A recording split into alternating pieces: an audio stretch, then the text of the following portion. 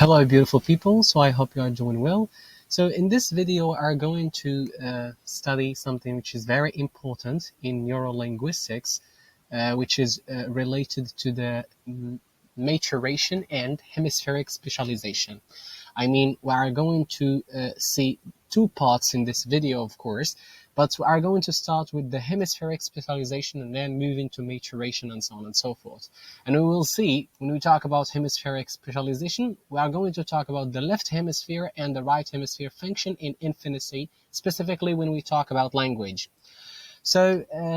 and I'm going to explain in English language at the same time أشرح بالعربية. So the first question اللي خصنا نسولو راسنا, why should there be any language capacity in the right hemisphere at all? So احنا كما كنعرفوا ملي كتسول اي linguist او لا كتسول for example neurolinguist او لا اي واحد داير اللغة شوية advanced, تتسولو فين كاينه اللغة كيقول لك left hemisphere او لا تيقول لك right hemisphere, هو كيختار. لكن there is a question here, يعني why should there be any language a capacity in the right hemisphere at all? علاش ما كتكونش عندنا الكاباسيتي ديال language في الرايت hemisphere وديما كتكون عندنا في left hemisphere? Presumably, early in development, a sort of insurance policy is taken out against possible damage to the left hemisphere, setting down a call of language which may be able to develop into mature language capacity if necessary. هنا كنفهموا في باراجراف بشكل مبسط ان علاش ديما كنقولوا ان اللانجويج كاينه في الليفت هيمسفير وما كايناش في الرايت هيمسفير, لان كاين واحد الحاجه كتسمى الانشورنس بوليسي, او بالاحرى كنعتمدوا على واحد البرينسيبل اللي كيتسمى دامج, اللي كيهتم بواحد العلم اللي كيتسمى الافيزيولوجي, اي بمعنى كنشوف المنطقه اللي تضربات ليا في الدماغ او لا تقاست او لا ما بقاتش خدامه, يعني dysfunction, وكنشوف واش هذيك لا فونكسيون اللي خسرات ليا في الدماغ ديالي او لا ما بقاتش خدامه واش مهتمه باللغه او لا. So according to the possible damages اللي كيوقعوا في الهيمسفير كيأكدوا على ان اللغه كتكون يعني more than 80%, يعني اكثر من 80% او لا 85% كتكون اللغه في الليفت هيمسفير. شنو اللي كيأكد هذه؟ هو دامج, هذيك المنطقه اللي كتكون دامجد او لا ما كتبقاش خدامه او لا تقاست او لا for example accident اللي وقعت شي حاجه في ديك المنطقه اللي هي الليفت هيمسفير كتاثر على اللغه. هنا كنفهموا ان اللغه most of the time, يعني في الانسان الناس اجمعين كيكون عندهم اللغه في الليفت هيمسفير, كتكون يعني في الفص يعني الايسر ديال الدماغ. If the left hemisphere, يعني هنا عندنا LH which means left hemisphere, is damaged or removed early in life, language does develop in the surviving right hemisphere. إذا تيقول لك في واحد المحتمل نقدروا نعتبروا الطفل أو لا واحد الإنسان معين